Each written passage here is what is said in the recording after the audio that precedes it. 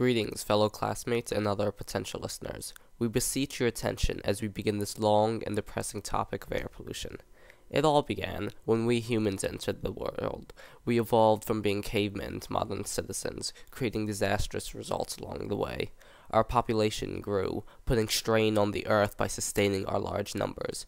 We exposed the earth for its minerals and natural resources. Some of the resources we used to fuel our unnecessary wasteful desires. We left behind us the byproducts of our decadence. Carbon dioxide and other harmful gases released into the atmosphere. Our technologies advanced, and this caused increased waste on precious resources. When the Industrial Revolution began, vast amounts of smog filled the air, damaging lungs, exciting cells to reproduce uncontrollably, creating cancer, and becoming yet another threat to human life. The world was in disorder, and when it was 2011, the pollution threatened all aspects of human existence, even the life-giving ozone which had protected us for so long. The increased amount of air pollution caused global warming. Ice caps are melting in the north and the south, raising the sea level. Many islands were too small and were destroyed by the rising waves, but amidst the smoke and ruin arose a spark of hope. Stunning and miraculous discoveries were made in the field of nanotechnology, creating light in the post-industrialized world.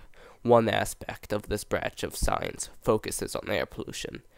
However, even this had its drawbacks. This recently pioneered science carries potential risks, but still, we strive toward a better future, because science never changes. It is nearly impossible to change the past.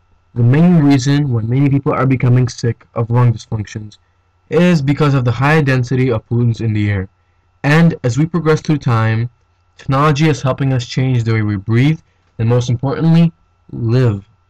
We cannot change the past, but what we can do is slow down or even stop car emissions, which are the result of lung dysfunctions. Nanotechnology has already developed several products to help clean air pollution. Since motor vehicles worldwide are a major contributor to the hazardous gases in the atmosphere, scientists are developing lubricants for motor vehicles. One of the new products that is still under development is NanoLube. NanoLube is a new nanotechnology lubricant additive for improving your car's engine oil. NanoLube significantly reduces wear by the production of a thin lubricating film that withstands high pressure and is resilient within the operating conditions of an engine. It reduces energy consumption and lowers harmful emissions. Nanoscale particles ensure reduced friction as well as efficient long-term engine protection.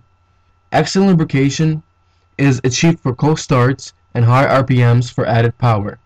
But not only does it help cars' overall performance, it also helps the environment through many different ways. Since NanoLube makes the engine run more smoothly, it helps the car's gas mileage and therefore less usage of the gas.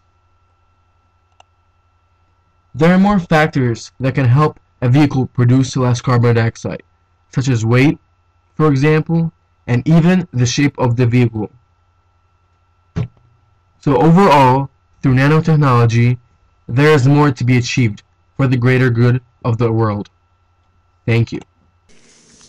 Nanotechnology is the engineering of functional systems at the molecular scale. Nanolube is the use of a lubricating oil that, unlike normal oil, runs on a nanomolecular scale and thus applies to nanotechnology. Because of this perk, it doesn't transmit harmful toxins into the atmosphere and it even works better on cars and other vehicles. But there are other uses for nanolube other than just cars. It can also be used for guns, rifles, flashlights, knives, fishing reels, locks, hinges, bicycles, and cam-driven equipment. But with great benefit comes great risk. Nanotechnology can be manipulated and misused for miniature weapons and explosives. Along with this, toxins can be packed tightly in a package and could cause a threat to all mankind. Enough toxins could be packed into a suitcase that would be enough to kill the entire human race. Nanotech products can self-replicate almost without limitation and can be used to monitor and track people without any reason at all, aka stalkers.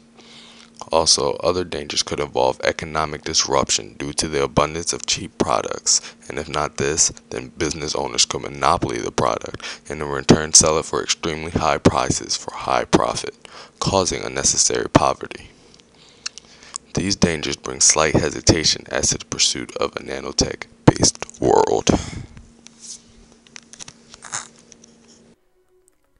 We hope the future will bring a more glorious and fresh air into our noses, and may God bless America.